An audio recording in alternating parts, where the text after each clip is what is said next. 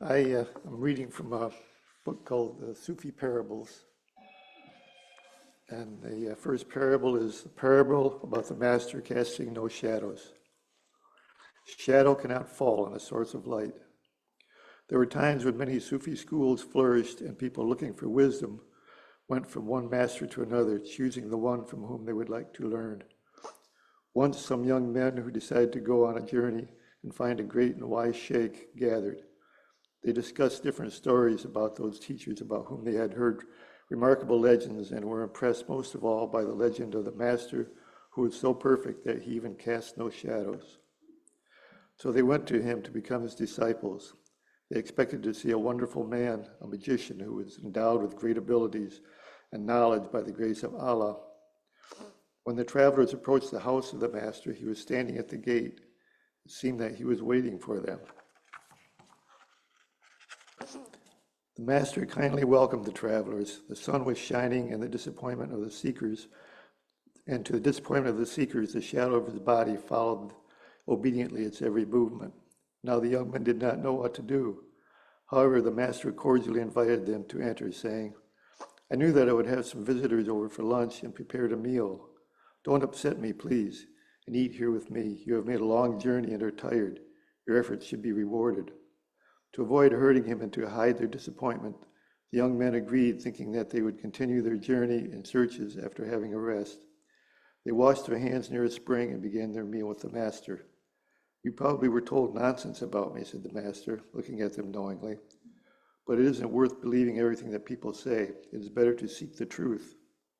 A lot of legends are fabricated about each master who works to help people.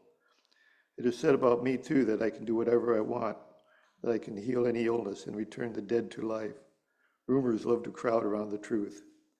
Yet I can never do only that which people wish.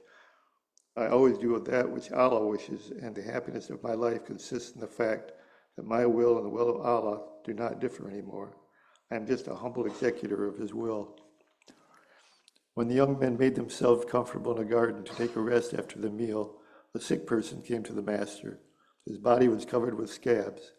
As the master spoke with him, his face gradually became brighter and brighter. A smile blossomed on it. The understanding increased, and the love for Allah and for all beings in the creation began to shine in his heart. He thanked the master, bowed low, and walked to the gate. Suddenly his skin became clean. Shocked by the miraculous healing, he came back and thanked the master once again, with tears in his eyes, hardly believing what had happened. The young men were amazed. "Forgive us," they said. "We were wrong. You are a great healer and the one who knows human souls. Tell us how you do this." "I help the man to understand and see the cause of his disease. When the cause is recognized and eliminated through the right understanding and repentance, it is not difficult to heal the body as well.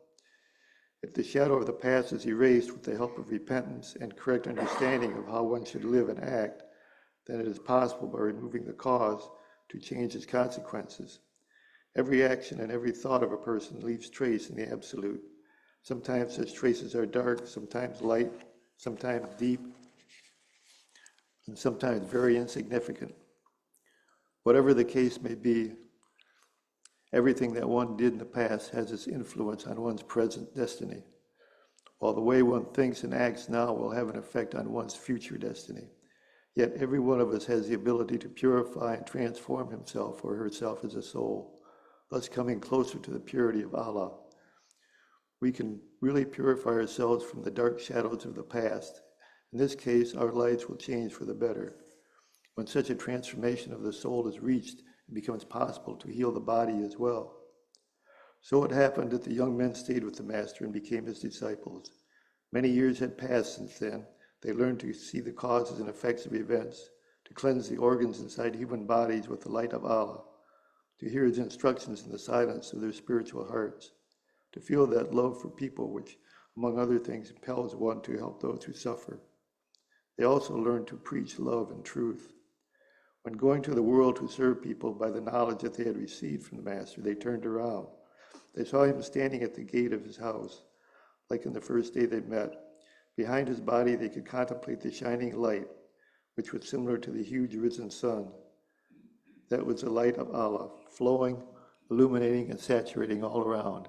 Indeed, no shadows were ever seen anywhere. Now they could see this. Salam alaikum.